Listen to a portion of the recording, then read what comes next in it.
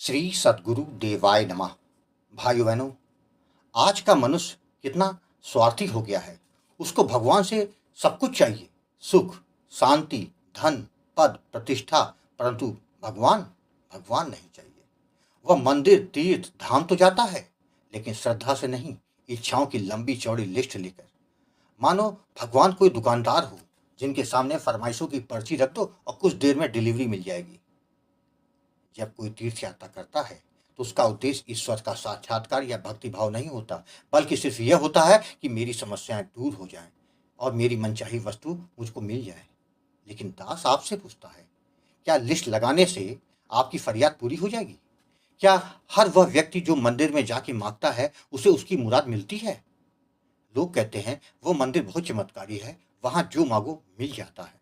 तो दास फिर पूछता है, क्या वहां जाने वाले सबकी मुराद पूरी हो गई? अगर सच में सबकी मुराद पूरी होती है तो वहां से लौटने वाला हर व्यक्ति परम सुखी और संतुष्ट होता है। लेकिन सच्चाई कुछ और ही है। इसका कारण समझना होगा। किसी भी मंदिर, पाठ, अनुष्ठान या व्रत से तभी फल की प्राप्ति होती है जब आपके खाते में पुण्य कर्म हो। यह दास कोई अपने मन से नहीं कह रहा, यह तो संत जनों के श्रीमुख से सुना है। पात्रता हो तो प्राप्ति होती है। जैसे आप बाजार गए, आपको किसी जौहरी की दुकान में एक सुंदर आभूषण पसंद आया जिसकी कीमत 50,000 रुपए है, लेकिन आपकी जेब में सिर्फ 5,000 रुपए हैं। तो क्या आप वह आभूषण ले सकते हैं? नहीं ना। ठीक वैसे ही जब आप भगवान से कुछ मांगते हैं तो वह वस्तु तभी मिलेगी जब आपके पुण्य, आपकी श्रद्धा और आपकी पात्रता उस योग्य होगी। आपको बता दूं, नाम जप ही सरल और सर्वोत्तम मार्ग है। कलयुग में अगर कोई सबसे सरल और सबसे प्रभावशाली साधना है तो वह है ईश्वर का नाम जप। भगवान के जिस नाम से प्रेम हो जाए उसे बस प्रेम और विश्वास से जपते रहो। इस कलयुग में बड़े बड़े यज्ञ, तप, व्रत सब कठिन है, लेकिन नाम जप इतना सरल है कि जिसे कोई पढ़ा लिखा ना हो, गरीब हो, रोगी हो, गृहस्थ हो, सभी कर सकते हैं। तुलसीदास जी ने मानस में कहा है कि कलयुग केवल नाम आधारा, सुमर सुमर नर उतरे ही पारा। जितना अधिक नाम जप करोगे उतना ही भीतर का अंधकार मिटेगा और जीवन में ईश्वरी प्रकाश आएगा। ईश्वर कहीं बाहर नहीं है, आपके भीतर ही है। लेकिन मायावश हम सब बाहर ढूंढते हैं, मंदिरों में, तीर्थों में, मूर्तियों में। लेकिन असली मंदिर तो आपका हृदय है। ईश्वर को बाहर खोजते खोजते लोग भटकते हैं, लेकिन जो अपने भीतर झांक लेता है उसे वह परमात्मा साक्षात दिखने लगता है। जिस दिन आपने अपने भीतर उस परम तत्व को देख लिया, समझ लेना आपने भगवान को पा लिया। यह दास कहता है कि भगवान से कुछ मत मांगो, क्योंकि जो मांगोगे वो सीमित होगा। लेकिन अगर भगवान से सिर्फ भगवान को ही मांग लिया तो बाकी सब कुछ स्वयं प्राप्त हो जाएगा। भक्त हमेशा कहता है, हे प्रभु, मुझे कुछ मत देना, बस अपने चरणों की भक्ति दे दो, तुमको कभी भूलू ना। क्योंकि भक्त जानता है जब आप मिल जाओगे तो फिर कुछ और मांगना शेष रह ही नहीं जाएगा। यह दास हाथ जोड़कर विनम्र निवेदन करता है आप सभी से कि आप नाम जप करो, चिंता नहीं चिंतन करो, प्रभु मिल जाएंगे। उनकी कृपा जीवन में होने लग जाएगी। आज जो कथा यह दास सुनाने जा रहा है वह झारखंड से विनायक जी ने भेजी है, जिसको सुनकर आप समझ जाएंगे कि कुंडली से बढ़कर नाम जप है जो सब कुछ बदल कर रख देता है। वही कथा यह दास सुनाने जा रहा है। इस कथा को जानने के लिए इस वीडियो को आखिर तक अवश्य देखिएगा। इसके साथ ही यदि आप राम नाम के प्रताप से जुड़ी सत्य कथा का आनंद लेना चाहते हैं तो हमारे दूसरे चैनल गोकुल भवन अयोध्या को जरूर देखें। विनायक जी ने बताया कि गुरु जी, राधा नाम ने कुंडली के लिखे को बदल दिया। जिसको पाने के लिए मैं परेशान रहता था, मुझे लगता था कि मेरे जीवन में कुछ सकारात्मक नहीं होगा, किंतु जब मैंने सब कुछ छोड़कर केवल नाम जप पर ध्यान दिया, थोड़ा समय जरूर लगा, किंतु राधा नाम ने अपना चमत्कार दिखा दिया। गुरु जी, मैं आपको कोटि कोटि प्रणाम करता हूँ कि जो आपने मेरे निराश मन को हमेशा हौसला बढ़ाया, जिसका नतीजा है कि मेरे जीवन में राधा नाम की कृपा हो गई। गुरु जी, सच में आपके वीडियो हम लोगों को बहुत प्रेरित करते हैं, जिससे हमारे जीवन में नाम महाराज की कृपा हो गई। गुरु जी, मैं आपके सारे चैनलों को देखता हूँ, जिससे नाम के प्रति दिन प्रतिदिन बढ़ता जा रहा है। गुरुजी, आज मैं अपने जीवन के उन्हीं अनुभव को आपके साथ शेयर करना चाहता हूं, जिससे कि अन्य लोग भी नाम जप करके अपने जीवन में राधा नाम की रानी की कृपा को प्राप्त कर सके। मेरा नाम विनायक है। मैं झारखंड के एक छोटे से गांव में जन्मा एक सामान्य परिवार का साधारण इंसान हूँ। मेरे परिवार में मेरे माता, पिता, पत्नी, एक बेटी है।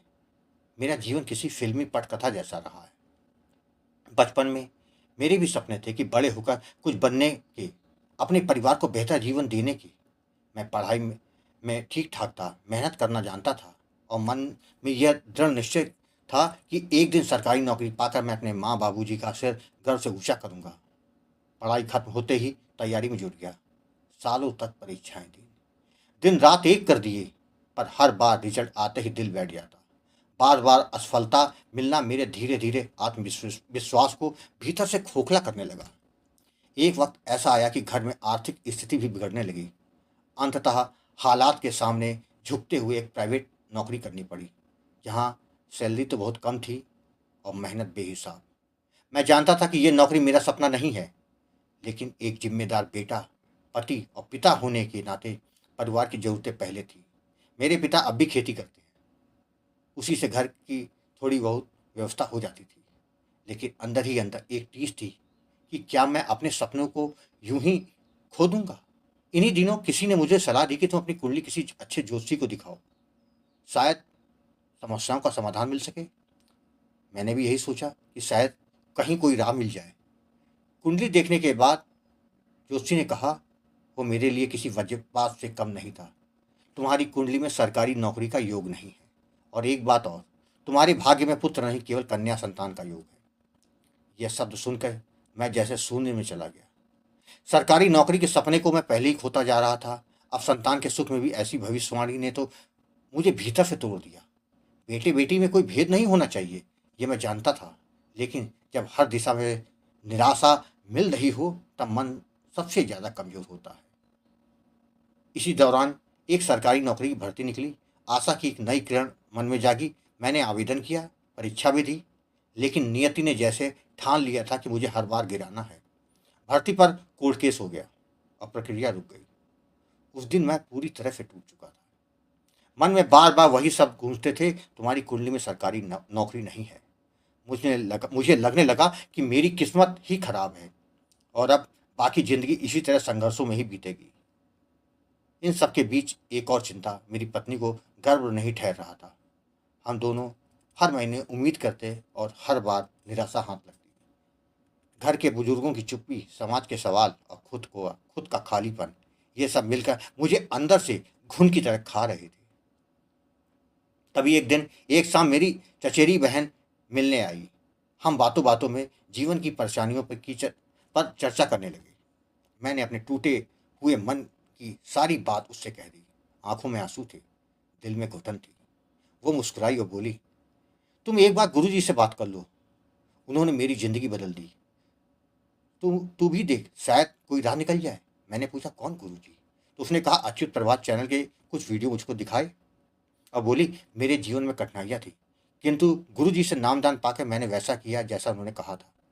राधा रानी की कृपा से मेरे जीवन की समस्याएं समाप्त हो गई हैं। मैंने तो सोच लिया कि मैं जीवन भर अब नाम जप करूंगी। यह सुनकर मुझे अंधेरे में रोशनी की किरण दिखाई दी। उस दिन मैंने कुछ वीडियो देखे तो उसमें गुरु जी का शांत, संयमित और गंभीर स्वर था। शब्दों में विश्वास था। वो बोल रहे थे कि ईश्वर का नाम यदि भाव और विश्वास से जपा जाए तो कोई भी समस्या बड़ी नहीं होती।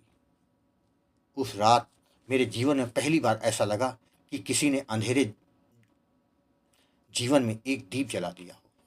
अगली सुबह मैंने साहस करके गुरुजी आपको फोन किया और अपनी सारी बात बताई। अपने जीवन की असफलताएं, ज्योतिषियों की बातें, आर्थिक संकट और संतान की चिंता, सब कुछ। गुरुजी, आपने कहा, मैं ज्योतिष नहीं जानता, लेकिन मैं इतना जरूर जानता हूं कि राधा नाम में इतनी शक्ति है कि वह हर बाधा को पार कर सकता है, पर इसके लिए धैर्य चाहिए। पहले ये पाप कर नष्ट होंगे तभी भाग्य खुलेंगे। गुरुजी, आपने मुझे राधा नाम का दान दिया, नाम जप की विधि समझाई और कहा, सच्चे मन से जपो और हर परिस्थिति में विश्वास बनाए रखना। ईश्वर तुम्हें वहां पहुंचाएंगे जो तुम्हारे लिए अच्छा होगा। उस दिन से मेरी एक नई यात्रा शुरू हो गई। मैंने आपके बताए अनुसार नाम जप करना शुरू कर दिया। शुरुआत में मन बहुत भटका, दुनिया की बातें खटकती थी, लेकिन मैं गुरुजी की बातों का स्मरण करता और जब करता रहा। जब जब मैं निराश हो जाता तो आप हमारा हौसला बढ़ा देते थे। कुछ ही महीनों में मैंने अनुभव किया कि जैसे मेरे भीतर कोई ऊर्जा जग रही हो।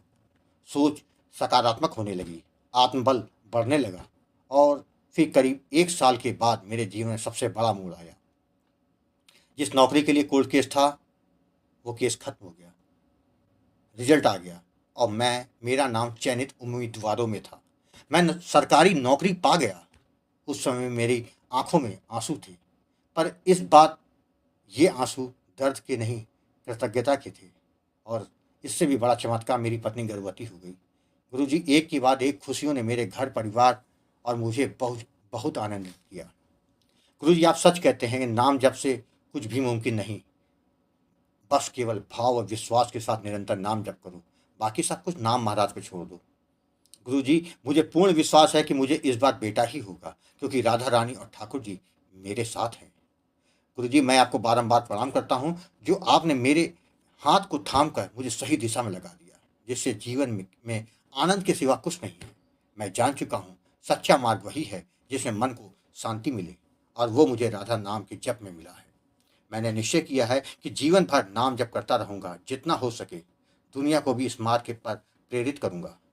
आज जो मैं हूँ वो गुरुजी के आशीर्वाद और राधा रानी की कृपा से हूँ।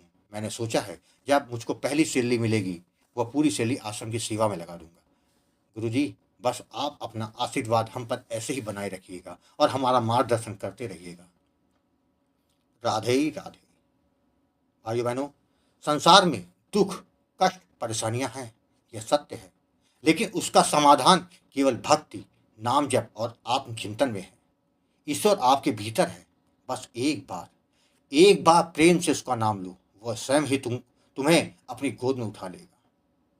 आपको कथा अच्छी लगी हुई हो तो कमेंट में राधे राधे लिखना मत भूलिएगा, जिससे दास का मनोबल लगातार बढ़ता रहे और अच्छे प्रेरणादायक वीडियो आपको प्रस्तुत करता रहूं। आपसे निवेदन है, यदि आपके पास भी राधा नाम की महिमा, बांके बिहारी जी की कृपा और वृंदावन से जुड़ी कोई सत्य कथा हो तो उसको मेरे व्हाट्सएप या ईमेल पर भेज सकते हैं, जिस पर वीडियो बनाकर अपने चैनल में अवश्य दिखाऊंगा। ईमेल का पता, व्हाट्सएप नंबर वीडियो के डिस्क्रिप्शन में दिए हुए हैं। राधे राधे।